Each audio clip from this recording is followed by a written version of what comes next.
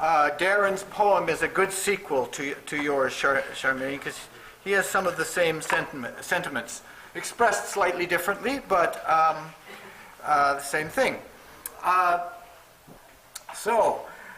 This is his intro to his poem. Curse this theatrical worst of having rehearsal on a Tuesday the 1st. The second time this season for the same old thespian reason, and it's my birthday. It is. Anybody who's a Facebook friend, do your thing now. So it is his birthday. And my adopted community rallying for one of our own. Well, just picture me in Belleville, make-believing as authentically as possible while wearing a soul-sized frown. And here is his poem. Groundswell, rise and continue. Don't ever tell me one can't accept humbly things both embarrassing and strange.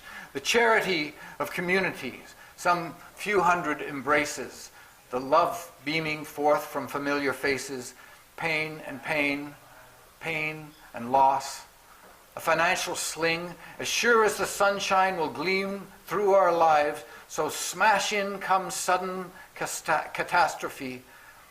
I've glimpsed out that window, not seeing the ground, while knowing it's recently been found by a favorite of mine from our species, and that among all that mess, the emotional distress, material swept away in a wave, what's saved is, in fact, the most priceless.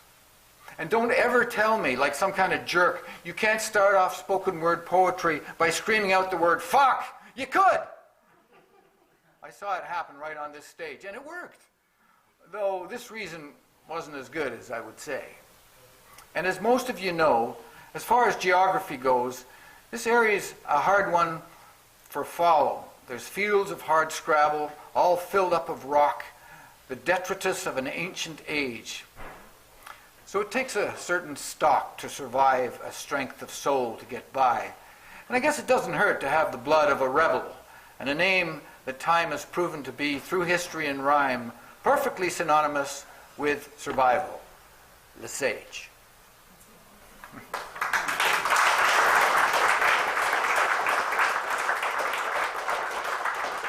Darren thanks you for that.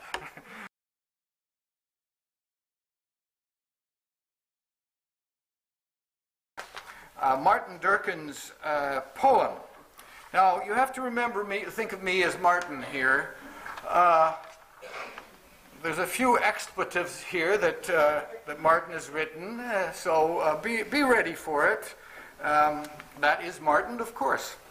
And here we go.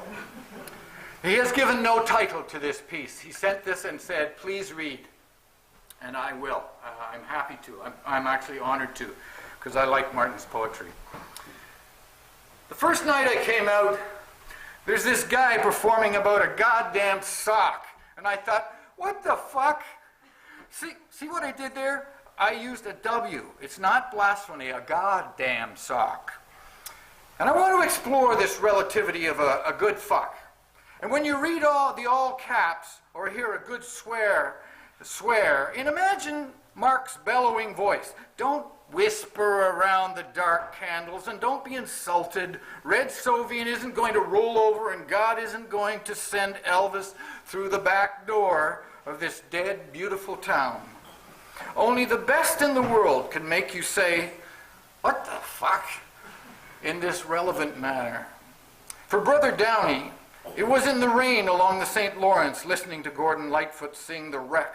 For myself, it was hearing Mookie Baylock come on radio right after a Bryan Adams tune, a GW world and a syllable changer. Then there's this guy walking around with a fucking sock, more prepared, more free than the rest of us posers and shy freaks could ever be, in a bar, on a stage, while the felt pool cracked and the locals wonder who these hippie love-ins always are. Mark, I wish I was there tonight, surrounded by beautiful messages and all these wonderful poets wishing they could be as free as your creativity. A goddamn sock? Only a good fucking poet can write and perform about a God W sock. And that's why I know And that's why this crowd and this town, things will be okay.